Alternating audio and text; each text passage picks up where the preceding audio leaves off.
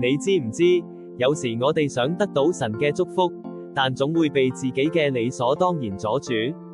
我哋心目中總有好多預設，覺得神應該點樣幫我哋，但往往神嘅方法會出乎意料，簡單到你以為係傻，但就係咁奇妙。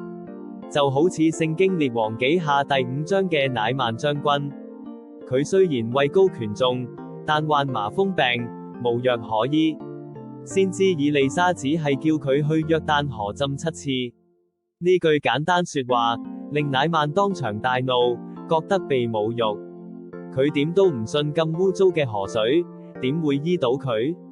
但係，乃縵最終放低咗佢嘅驕傲，順從地去約旦河浸咗7次。奇蹟就咁發生咗。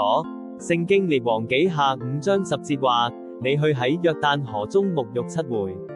神嘅醫治唔係按我哋期望，而係要我哋謙卑順服，學習放下，你會發現神嘅愛同恩典，遠比想象中更奇妙更豐盛。